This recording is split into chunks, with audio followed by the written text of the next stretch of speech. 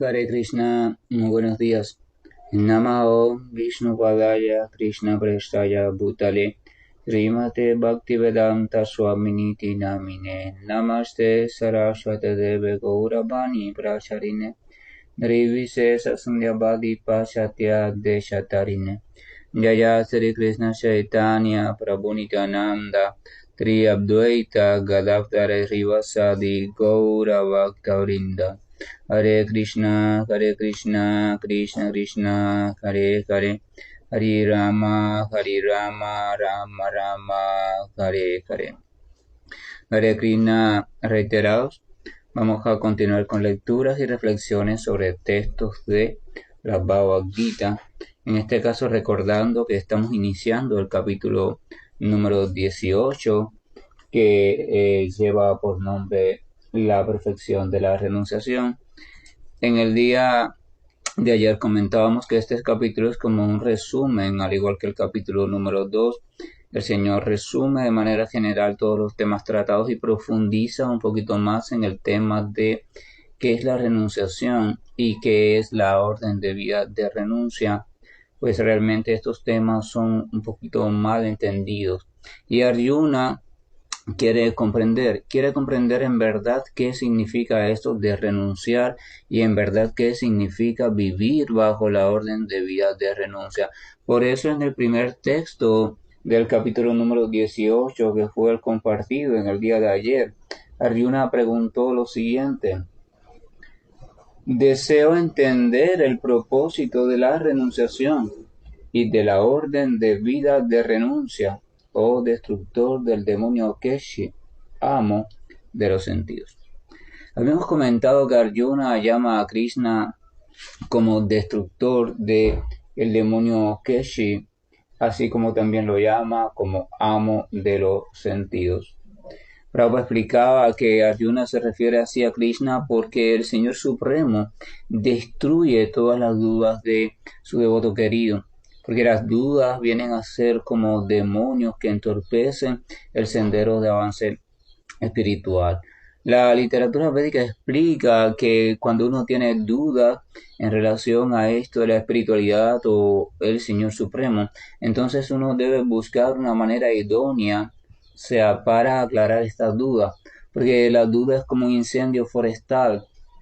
Si usted la va dejando o usted trata de responderla por su cuenta, entonces es probable que su mente le dé varias respuestas, pero estas respuestas evidentemente van a ser dadas desde sus experiencias, o sea, desde las experiencias de la propia mente. O sea, la mente se va a responder a sí mismo. Es como una persona que no sabe una dirección, pero bueno, ella llega a un lugar donde hay cuatro esquinas diferentes y salen cuatro posibles calles por las cuales tomar la dirección. Ella no sabe hacia dónde coger, pero bueno, simplemente ella le pregunta a su propia mente, ¿para dónde cojo? Y la mente, guiándose por su experiencia, le dice, no, mira, coge hacia acá o coge hacia allá, y ella coge para allá. Pero eso si lo analizamos bien parece hasta un poco absurdo porque si su mente no conoce la respuesta y está desorientada en cuanto a la dirección, entonces ¿cómo usted le va a preguntar a su mente la dirección o cómo va a guiarse por la orientación que su mente le dé? Entonces cuando a uno se le presentan algunas dudas en la lectura de las escrituras, cuando uno se le presenta alguna duda, cuando escucha algo acerca de el Señor o una información relacionada, entonces uno debe de buscar una persona autorizada o debe buscar un texto autorizado y comprenderlo, o sea, ir allí para aclarar su duda. Claro que cuando uno va a un texto autorizado, aún así debe, es lo recomendado, ir también en compañía de alguien más. Porque si nosotros estamos confundidos y vamos a un texto autorizado, entonces vamos a interpretar el texto desde la misma confusión. Por cualquiera de las partes que lo veamos, se hace necesario la presencia de otro. Entonces, el camino espiritual en verdad, aunque es un camino personal, es un camino individual en cuanto a experiencia viva, o sea, hay que vivirlo personalmente. Aún así es recomendable y es necesario recorrerlo, o al menos en el inicio, recorrerlo acompañado. Si vamos al modo de funcionar de grandes predicadores o grandes almas o algunos maestros que enviaron a sus discípulos a enseñar y a predicar por los diferentes pueblos, aldeas, cosas así, vamos a ver que siempre los mandaron en pareja, nunca los mandaron solos. Porque siempre era necesario que el uno cuidara del otro y el otro cuidara del uno y que cualquier duda o posibilidad de mala interpretación sobre los sucesos que pudieran surgir en el camino, entonces fueran esclarecidos de la mejor forma posible. Intercambiar entre devotos, buscar, experimentar, cosas así, eso es lo más indicado. Entonces, Arjuna le está diciendo eso: oh, por favor, destructor del demonio Keshi, oh, Señor Supremo, por favor, te pido también, destruyas mis dudas, así como tú destruiste a ese terrible demonio. Entonces, el texto número 2 de ese propio capítulo 18 dice lo siguiente: la Suprema Personalidad de Dios dijo: el abandono de las actividades que están basadas en el deseo material es lo que los grandes hombres de saber llaman la orden de vida de renuncia o samnyasa, y el abandono de los resultados de todas las actividades es lo que los sabios llaman renunciación. Lo primero que hace Krishna es establecer una diferencia sutil entre qué es renunciación y qué es vivir en orden de renuncia o en modo de renuncia. Vamos a comenzar de nuevo por la orden de vida de renuncia. Dice: el abandono de las actividades que están basadas en el deseo material.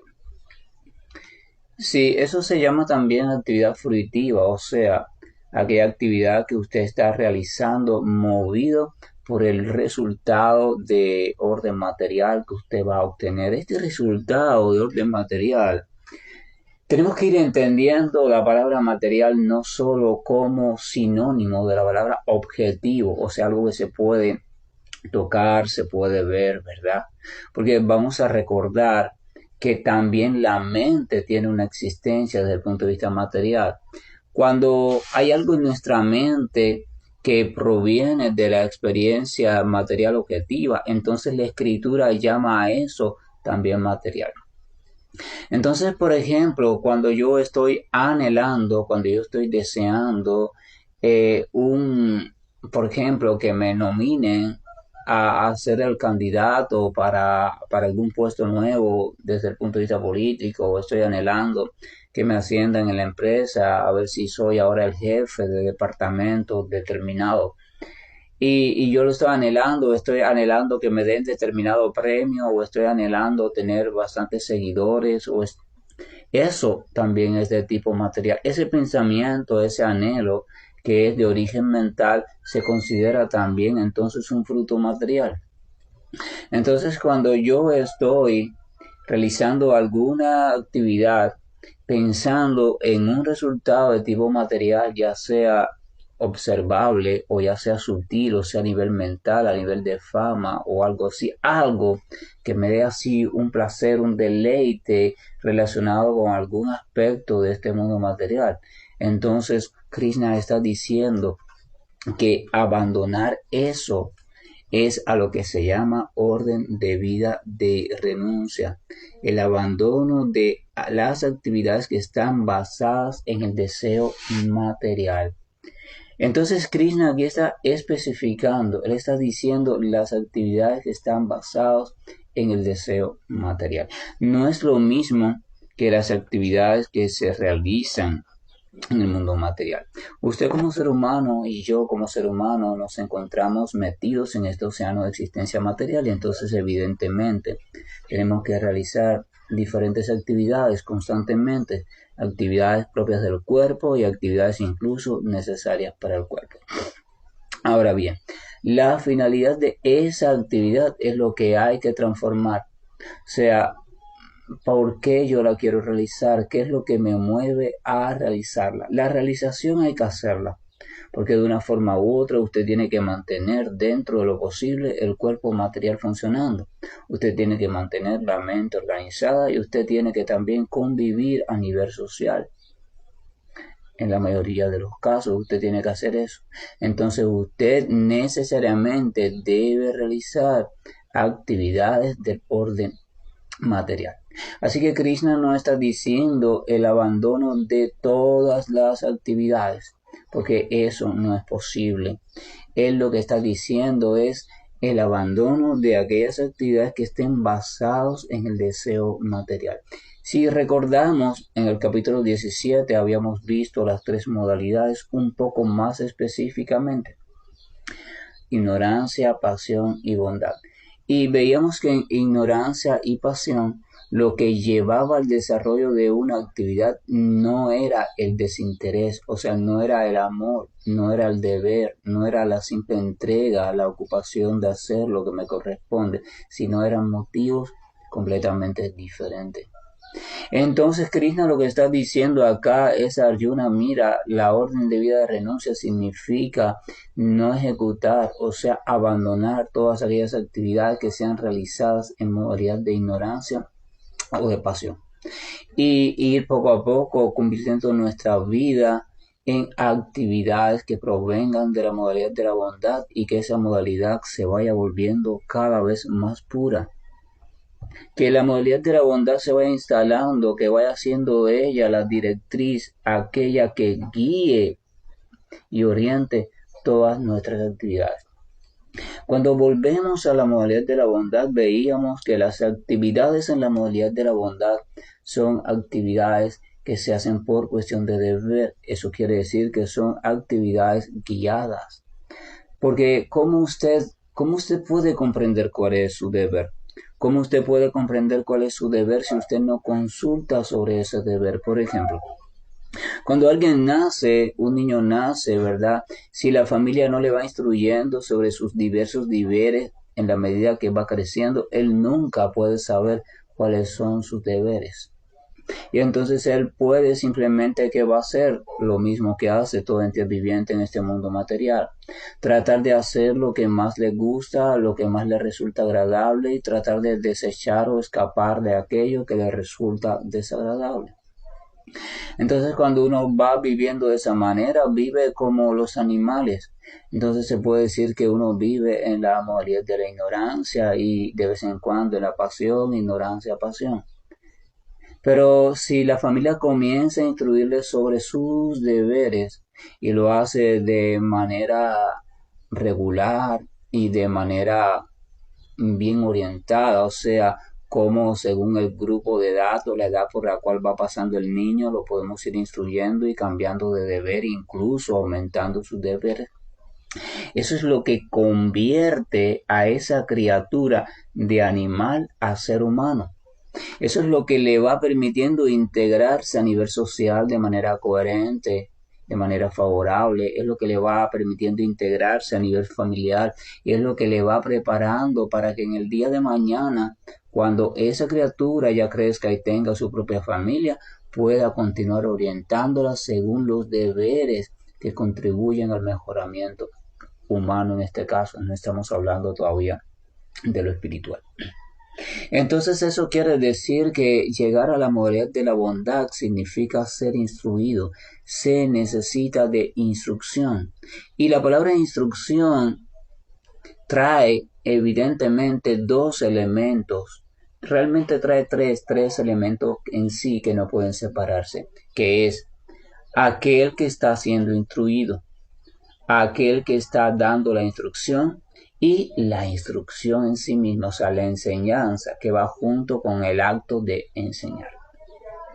Entonces vemos que si eso lo llevamos al plano espiritual, significa discípulo, maestro y enseñanza, mensaje o escritura. O sea, esos tres elementos son inseparables. No se puede avanzar hacia la modalidad de la bondad pura si no existen esos elementos. Si de alguna forma no nos hacemos humildes y sencillos y nos convertimos en discípulos entregados, si de alguna forma no buscamos o nos mostramos receptivos a personas, una persona o personas indicadas y textos indicados, y si de alguna forma no recibimos una referencia establecida que ha sido transmitida de generación en generación, Saparámpara, maestro discípulo, maestro discípulo. Entonces, mientras que uno no medite sobre este hecho y mientras uno no trate un poco de reflexionar en este asunto, uno no puede avanzar. No se puede avanzar a la modalidad de la bondad por simplemente uno querer ser bueno, uno querer hacer lo mejor porque es difícil. El concepto de lo mejor en este mundo, así como el concepto de lo peor, son conceptos relativos, como todo lo es en este mundo. Y decíamos los otros días que para el devoto o aquel que está avanzando espiritualmente, la relatividad tiene que ir quedando detrás. El discípulo, cuando se convierte en discípulo, está desechando la ley de la relatividad, porque ahora el discípulo simplemente va a tomar como algo serio la indicación de su maestro. Él no va a ponerse a decir, no, maestro, eso que usted está diciendo es relativo, porque el maestro no le va a estar enseñando nada relativo. El maestro le va a estar enseñando lo que dice la escritura específicamente y visto desde el punto de vista trascendental o espiritual. No está sujeto a interpretaciones. Es simplemente la enseñanza allí y el discípulo está en el deber de tomarla y meditar sobre ella. O sea, esa es la relación adecuada discípulo-maestro. Cuando el discípulo se pone a empezar a relativizar la enseñanza del maestro, si es un maestro adecuado, por supuesto, entonces el discípulo no está listo para asumir un maestro, y entonces el maestro podría incluso no aceptar a un discípulo así. Pero si lo asume, entonces acá Krishna dice lo siguiente, bueno, si asumes al maestro, lo primero que debes saber es lo siguiente, que si quieres avanzar espiritualmente, debes comenzar a trabajar en función de ir abandonando todas aquellas actividades que estén basadas en el deseo material, no las actividades espirituales. Esto lo que quiere decir es lo siguiente, bueno, ¿y cómo yo abandono una y las otras no? Simplemente tienes que cambiarlas. Tú puedes continuar haciendo las mismas actividades, pero cambiar su naturaleza, y eso es abandonar las actividades de motivación material. Si yo ahora voy, por ejemplo, vamos a suponer que yo me dedico a algún tipo de trabajo o algún tipo de oficio. Vamos a suponer que yo soy carpintero. Y yo soy carpintero, bueno, me gusta un poco la carpintería, pero también porque me es muy lucrativa, me da para vivir bien yo y mi familia. Pero vamos a suponer que un día viene a mí o a mi carpintería una persona y esta persona me dice, ¿no? Se presenta, no, mire, yo soy el, como le quieran llamar, el guía, el pastor, el responsable de un centro que estamos construyendo allá en la siguiente calle. Y en este centro nosotros tratamos de predicar y enseñar sobre el Señor Supremo, tratamos, no sé, algo relacionado con la espiritualidad. Y usted se da cuenta que es una persona sincera, que es una persona humilde, que es una persona transparente. Y entonces esta persona le dice, entonces nosotros queremos colocar unas ventanas de madera y nos han dicho que usted es un buen carpintero y nosotros queremos que quede lo más presentable posible porque es un lugar para nuestro Señor y todo lugar que sea para el Señor debe quedar agradable, debe quedar hermoso, ¿verdad? Para que el Señor esté feliz. Entonces usted sigue viendo cómo esta persona siente amor real por el Señor. Entonces usted está teniendo ahí una oportunidad. Hasta ese momento todos los trabajos de carpintería que usted ha hecho han sido materiales y movidos por ciertas cosas que ese trabajo le reporta, cierta ganancia, pero en ese momento usted está teniendo la oportunidad de decidir, porque en ese momento usted está pudiendo optar por convertir su actividad material en una actividad espiritual. Lo que va a convertir esa actividad espiritual no es que usted decida hacer la ventana para un lugar donde se reúnen personas a conversar o glorificar a Dios. No, no es eso. Lo que va a convertir su actividad de material a espiritual es que usted comprenda, o sea, usted comprenda la esencia de eso, o sea, usted diga, wow, caramba, un momento, porque mira, en este lugar ellos se están queriendo reunir sinceramente para glorificar a Dios o al Señor Supremo. Y entonces aquí quiere decir que si yo construyo una ventana para ahí, yo voy a estar contribuyendo a que sus reuniones sean más favorables desde el punto de vista un lugar más bonito, un lugar más agradable. Y entonces si sus reuniones son más favorables, yo estoy contribuyendo a que el objetivo de dichas reuniones también sea más hermoso y se cumpla más fielmente. Entonces usted decide hacer el trabajo bajo esa mentalidad. No es que usted no cobre, usted si quiere puede cobrar porque cada obrero merece su salario, pero incluso usted puede llegar a decir, bueno, un trabajo como este yo a cualquier persona lo haría por, no sé, por $500, pero a esas personas lo voy a hacer por 250. Entonces fíjese, no es porque esas personas no puedan pagarle porque ellos ya le dijeron que tienen un fondo destinado para eso, sino es que usted voluntariamente, debido al significado del trabajo, usted decide ayudarlos lo mayor posible. Entonces usted esta va a ser la misma actividad que ha hecho durante los últimos 15 años, cortar madera, ensamblar madera y entregar una pieza terminada a un cliente. Pero sin embargo, esa actividad que usted va a hacer es una actividad completamente diferente porque la mentalidad y la conciencia que usted está construyendo para hacer esa actividad tiene matices de espiritualidad. O sea, tiene matices de modalidad de la bondad. Entonces usted está acondicionándose. Y entonces eso en ese momento es una actividad en renuncia. O sea, una actividad como si usted estuviera cercano a la orden de renuncia, porque la motivación material no es lo que le está guiando a realizar esa actividad. Entonces lo que cambió no fue la actividad, lo que cambió fue la motivación, o sea, lo que le está llevando a hacer esa actividad. Y esa es la cuestión, abandonar entonces las actividades que tienen motivaciones materiales significa un cambio de modo de ver la actividad. Usted y sus deberes deben continuar porque usted tiene determinados deberes que cumplir, así que hay actividades que usted ahora mismo no va a dejar de hacer ni debe dejar de hacer. Pero lo que sí puede meditar o reflexionar es cómo usted puede, aún manteniéndose en esa misma actividad, ir cambiando de mentalidad, ir cambiando de motivación, ir cambiando de forma de ver y abordar el asunto. Y entonces eso es vida de renuncia. Y Krishna sigue diciendo, y el abandono de los resultados de todas las actividades es lo que los sabios llaman renunciación. Fíjense que hay una diferencia entre vida de renuncia y renunciación. Volvemos a vida de renuncia. Vida de renuncia, abandono de actividades que están basadas en el deseo material.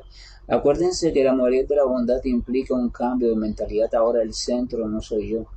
Lo que yo voy a realizar no es movido por el placer que eso me da, sino que es movido por algo superior a mí, algo más allá de mí. O sea, me descentro, o sea, salgo de mi centro, ya yo no soy el centro es otra cosa más grande que yo. Ya no es para mí, pensando en mi disfrute de los sentidos, o sea, ya estoy pasando de la pasión a pasar a la modalidad de la bondad. Y entonces aquello que me movía por los resultados ya deja de moverme, ya no es el resultado el que me mueve, ahora es algo superior al posible resultado. Pero en cuanto a la renunciación, dice que es el abandono de los resultados de todas las actividades. Allá me hablaba de abandono de actividades que son movidas por deseos materiales, o sea, solamente ese tipo de actividades. No me habla de que tengo que abandonar o cambiar otro tipo de actividades, pero aquí me está hablando de todos, abandono de los resultados de todas las actividades, incluyendo los resultados que deriven de la actividad de la bondad. Vamos a recordar que la modalidad de la bondad en su estado puro está completamente desapegada de cualquier tipo de resultado, ya sea este resultado bueno o malo, a tal punto que el devoto puro no anhela ni siquiera la famosa liberación. Cuando vemos la literatura espiritual y vemos la vida de muchas personas en el sendero espiritual, vemos que el término liberación es un término común. Muchas personas están anhelando la liberación. Sin embargo, el devoto puro del Señor está situado en una plataforma tal que a él no le interesa la liberación. A él lo que le interesa es tener constantemente la oportunidad de estar recordando siempre a su Señor y estar realizando alguna actividad que sea favorable para su amado. Ese es el único objetivo del que ama completamente. El que ama completamente solamente quiere estar haciendo feliz a su amado. A él no le interesa si está preso o si está libre, si está en un plano de conciencia hundido donde hay mucho tormento, o si está en un plano de conciencia de semidioses donde hay mucho placer y tranquilidad. El devoto puro del Señor está situado en un plano trascendental. Esto significa que no está ni siquiera en el plano de liberación.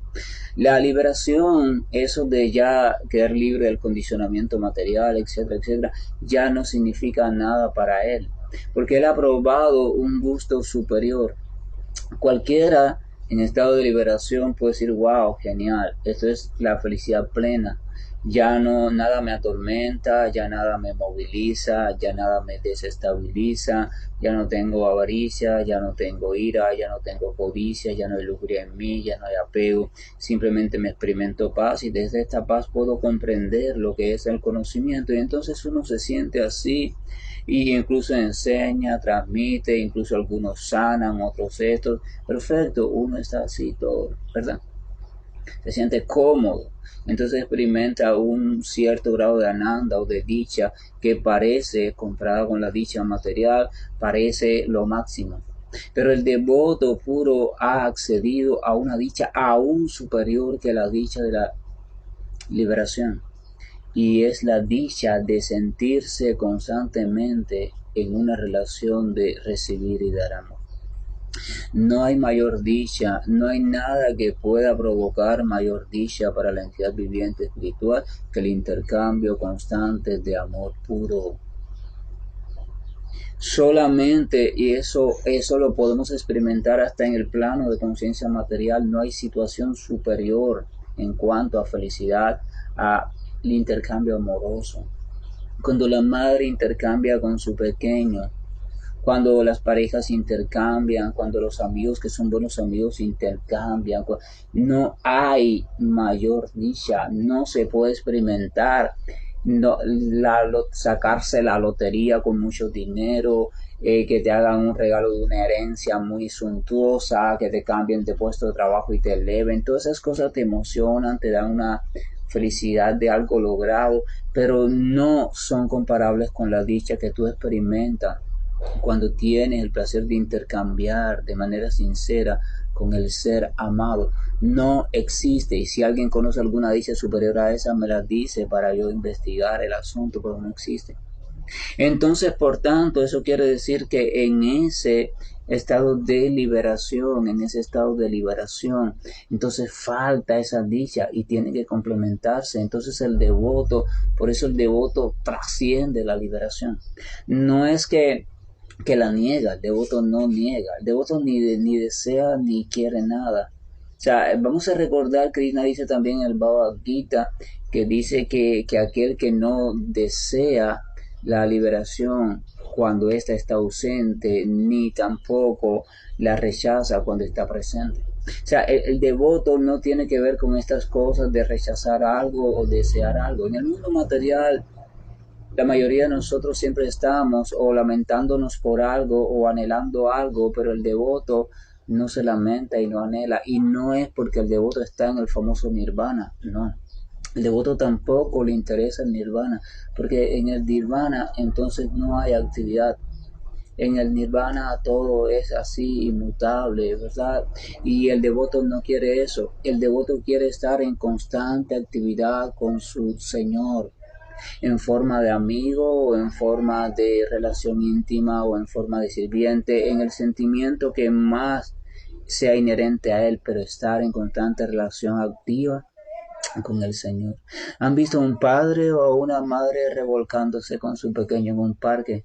¿Han visto cómo el adulto, el abuelo o la abuela se pone así de medio bobito y todo sonso, jugueteando y riéndose y si deja que su nieto lo embarre toda la cara y le pinte y le despeine el cabello, cosa que nadie más puede hacer? Hay personas incluso que son personas serias, rígidas, conocidas como personas serias y rígidas, y sin embargo la gente se asombra cómo se deja hacer tonterías y cosas por su nieto o su nieta o su hijo pequeño, cosas que nadie más le puede hacer y que posiblemente ese niño cuando crezca tampoco le pueda volver a hacer. Esa dicha que transforma corazones, eso es la vida del devoto. Entonces la vida del devoto es la relación. Y relación significa que hay más de uno. Si, si el alma, si la conciencia se funde en la conciencia grande, en la conciencia universal, en como le quieran llamar, en la verdad absoluta, entonces no hay posibilidad de intercambiar actividades en relación amorosa. Entonces por eso el devoto no quiere eso. El devoto no anhela fundirse con nadie. El devoto quiere estar siempre consciente, en actividad constante con su Señor, por amor puro. El devoto no quiere a cambio nada, no es una negociación, no importa. Chaitanya Mahaprabhu, de él hablamos los otros días, decía, no importa, Señor, aunque me maltrates con tu abrazo o me hagas sufrir estando ausente, tú seguirás siendo mi Señor amado por siempre. Hagas lo que hagas, a fin de cuentas yo soy tu sirviente, puedes hacer lo que quieras de mí. El devoto, no hay nada, absolutamente nada que constituya el deseo del devoto, porque el devoto ya está satisfecho en sí mismo. Hay un término en sánscrito que es el término Atmarama. Atmarama es una palabra compuesta, Atma, ¿verdad?, entidad viviente, y Rama significa de el reservorio de satisfacción. Por ejemplo, el nombre Rama de una de las encarnaciones del Señor Supremo, el Señor Rama, como el Señor Rama. Ese Rama se refiere a aquello que es el reservorio o el almacén o el lugar de toda satisfacción. Por eso uno de los nombres de Dios es Rama, porque Dios es el almacén original de todo placer y de toda satisfacción. Cuando uno tiene un encuentro con Dios, queda completamente satisfecho. Cuando uno se siente completamente satisfecho en la presencia del Señor, cuando uno está sintiendo completa satisfacción, entonces uno puede decir que ha conocido, se ha encontrado con el Señor en su connotación de Rama. Al Señor se le puede conocer mediante infinitas maneras, porque cada manera depende de cómo el practicante o el devoto lo experimente. Cuando usted está experimentando que Dios, qué sé yo, le ha robado a usted su corazón y usted no puede dejar de pensar en Dios, entonces usted debe saber que usted se está relacionando con el Señor en su connotación de Hari. O sea, el Señor le ha robado el corazón.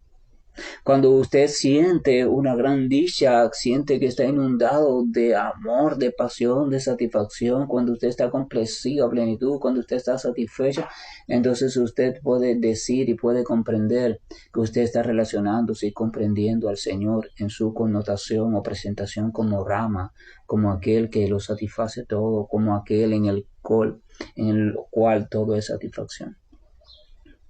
Entonces al Señor se le comprende así de diferentes. Entonces imagínense si el devoto está viviendo esa experiencia, ¿qué más podría querer el devoto? Por eso en el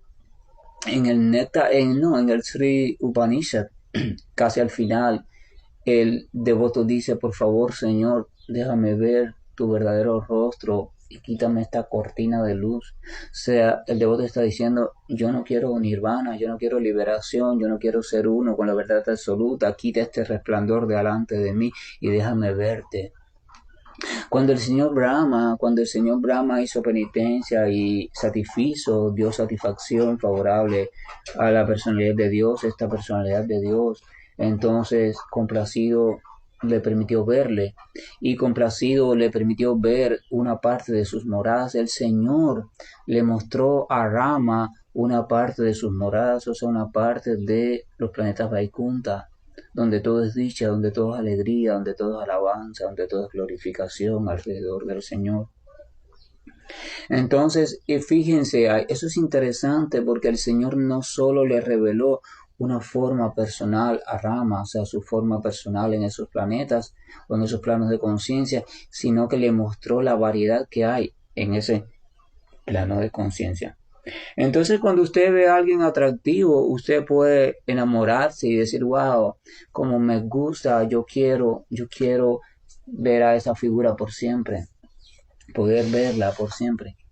Y eso ya es una atracción, pero cuando usted no solo ve a ese algo atractivo, sino que ese algo o ese alguien atractivo le muestra la posibilidad de que hay actividad también en relación a él. O sea, los planos de conciencia espiritual o planetas vaikuntas o planos de conciencia vaikunta no es más que usted puede comprobar por sí mismo que hay actividad variada, existe la posibilidad siempre presente de estar en constante actividad relacionada al Señor. No solo ya se trata de contemplar al Señor, qué bonita figura, sino que se puede vivir en constante relación con Él, una relación dinámica y viva. Entonces esto lo vuelve mucho más atractivo todavía. Entonces Rama se dice que comenzó a llorar de tanto éxtasis y entonces ahí dijo unas oraciones muy hermosas. Entonces, esa es la cuestión. La literatura védica de los grandes acharyas dice que si usted realmente desde el fondo de su corazón comienza a desear y a desear y a desear, por favor, resultar agradable a su Señor, entonces el Señor a su debido tiempo, en su complacencia, se le revela personalmente y no solo eso, sino que si lo tiene a bien, también le revela ciertos aspectos de su reino espiritual. Ciertos aspectos. Entonces, estamos acá en el texto número 2. Y el texto número 2, Krishna está diciendo, mira, revisa un poco tu vida y si ves que aún estás realizando alguna actividad por una motivación material, entonces poco a poco trata de poco a poco ir transformando eso. Sigue realizando la actividad, sigue recibiendo si te da el beneficio porque es tu deber, recíbelo, pero trata de ir desatando tu corazón de ese resultado. No dejes que siga siendo el resultado quien te siga atando a esa actividad, sino trata de elevar eso, trata de irte posicionando en un fin superior.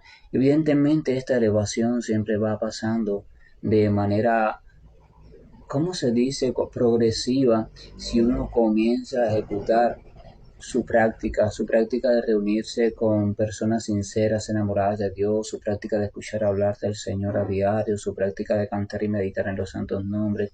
Si nosotros hacemos nuestra práctica de ofrecer alimentos, nuestra práctica de tratar de comprender la presencia de Dios en cada cosa, en cada elemento de la naturaleza, en cada experiencia de nuestra vida, dentro de cada persona. Si tratamos de diariamente tratar de sentir la presencia de Dios como vida absoluta en todo, si tratamos de disfrutar de la vibración de sus santos nombres, si hacemos eso con paciencia y entrega y en buena compañía, sin duda alguna, nuestras modalidades de la naturaleza se van a ir transformando y solo sin esfuerzo vamos a ir ascendiendo de una modalidad a la otra. Si intentamos colocarnos a la fuerza o violentamente en la modalidad de la bondad, no va a ser posible. Va a ser un autoengaño. Krishna nunca recomienda eso. Krishna siempre recomienda un proceso gradual, pero ese proceso gradual debe ser bien guiado para que ocurra de manera real. Proceso gradual no significa a la manera que yo quiera, con el tiempo que yo quiera, no. Significa seguir una guía que se supone va a orientarme en actividades determinadas que poco a poco me van a ir transformando cada vez más. Eso significa proceso un proceso gradual. Entonces esto del abandono de las actividades que se hacen por una motivación material, así como el abandono del resultado de todas las actividades. Abandono el resultado de todas las actividades significa que todo y absolutamente todo se lo dedico al Señor, que comprendo que el resultado de cada actividad que yo realice en verdad pertenece al Señor. Cuando yo poco a poco en mi vida vaya deseando dedicárselo todo a mi Señor, entonces yo me estoy liberando del resultado de toda actividad. Entonces estoy conociendo realmente lo que significa renunciación. Renunciación es eso. Renunciación tampoco es cese de ninguna actividad, sino cese del anhelo, de la codicia del resultado de esa actividad. Y eso solamente hay una manera de hacerlo, y es la manera de ir dedicando ese resultado al Señor. Eso se puede hacer si uno medita en quién es el dueño de las cosas, porque si usted comprende que este cuerpo material incluso no le pertenece ni siquiera a usted, porque todo el mundo piensa que le pertenece, todo el mundo dice mi cuerpo, pero este cuerpo no es ni siquiera suyo. Entonces, si usted comprende eso y usted comprende que las facultades o potencialidades que pueden ser realizadas a través de este cuerpo tampoco le pertenecen a usted, no fue usted quien las construyó, no fue usted quien las diseñó, y usted llega a comprender que todo eso pertenece al Señor Supremo, entonces usted por lógica va a comprender que lo más lúcido es discernir, bueno, si todo esto pertenece a Él, quiere decir que los resultados de lo que yo hago con esto también deberían ser para Él. Es un proceso lógico de pensamiento. Pero como pensamos que este cuerpo es nuestro, las potencialidades son nuestras, todo es nuestro, bueno, queremos también el resultado, pero somos tan necios y arrogantes que no es que queremos el resultado, queremos solo el resultado que sea rico para nosotros. Cuando el resultado no es favorable, entonces empezamos a quejarnos, a protestar. Fíjense, cuando el resultado es favorable y rico para nosotros, lo deseamos. Wow, en ese momento sí lo aceptamos, no hay problema. Pero cuando muestra la primera dificultad, ahí va, no, lo rechazamos, queremos cambiarlo. ¿Por qué no aceptas con la misma alegría ese resultado? ¿Por qué solamente quieres el resultado que te mantiene así todo enajenado, toda enajenada? Tenemos tanto que reflexionar. Porque nuestra conducta es tan inmadura, nuestra forma de ver la vida es tan inmadura, nuestra forma de ver incluso la espiritualidad es tan inmadura. Nosotros anhelamos un camino espiritual que es fantasioso, que es construido por nuestro propio deseo de inmadurez, somos como niños. Queremos un camino espiritual que esté lleno de cosas sabrosas, cosas ricas, donde a mí no me pase nada de favorable, donde no haya sufrimiento, porque ese es el ideal, ¿verdad? O sea, quiere decir que ese camino espiritual que queremos es un camino espiritual construido por nosotros mismos. Pero el verdadero camino espiritual no puede ser construido por nosotros mismos. El camino espiritual está allí, ya existe. Simplemente hay que tomarlo tal y como es y entregar ser con fe. Y saber que si uno se dedica a prestar servicio devocional con un amor trascendental y cada vez más puro a la suprema personalidad de Dios, entonces uno podrá recorrer ese sendero. Uno podrá comprender todo lo que se necesita ser comprendido y uno podrá, aún siendo quien sea, aún siendo iletrado, siendo analfabeto, aún siendo la persona más caída, como le quieran llamar, aún perteneciendo a las clases más bajas de la sociedad, lo que sea, uno podrá entonces llegar a la meta suprema por encima de cualquier otra persona que se piense cosas, que se cree cosas, no porque yo esto, porque yo aquello, porque no. La Escritura lo revela claramente. Krishna dice, solamente a través del servicio devocional amoroso hacia mí es que yo me revelo y revelo mis misterios. No hay otra manera. No hay ni por sacrificio, ni por caridad, ni por autoridad, ni por filosofía, ni por entender este libro o aquel libro. No, se necesita de la relación amorosa conmigo. Les pido siempre, por favor, reflexionen en este asunto. Reflexionen en el asunto de la relación con el Señor Supremo, la relación con Dios. Busquen en su corazón Mediten en su corazón, siéntanse en su corazón, pasen ahí un tiempo en su corazón. No quieren encontrar la respuesta en un momento, miren cuánto tiempo se pasó Brahma, pero háganlo con entrega, con paciencia, con sinceridad. Mientras tanto sigan observando también su vida cotidiana, sigan tratando de observar qué es lo que los moviliza cuando van a hacer cada actividad y traten de ir conociéndose, porque así van a reconocer cuando están en bondad, en pasión o en ignorancia. Y deseen constantemente el perfeccionarse, el transformarse, porque ese deseo es el que hace que el Señor corresponda. Recuerden que el Señor está en el corazón, como Paramatma, Él está ahí situado.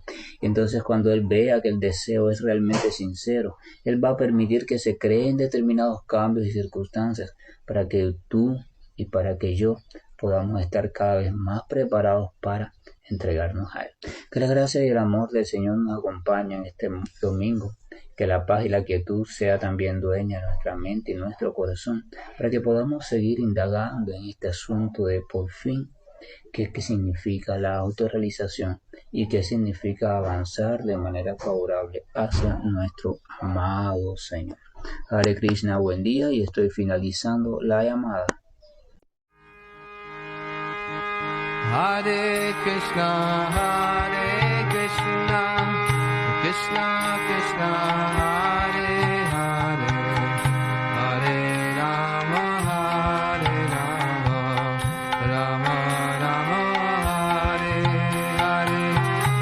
Hare Krishna, Krishna Krishna, Hare Hare, Hare Rama, Rama Rama, Hare Hare. Hare Krishna, Krishna Krishna, Hare Hare, Hare Rama, Rama Rama, Hare Hare. Hare Krishna, Krishna Krishna, Hare Hare, Hare Rama, Rama Rama, Hare Hare. Hare Krishna, Krishna Krishna, Hare Hare, Hare Rama, Rama Rama, Hare Hare. Hare Krishna, Krishna Krishna, Hare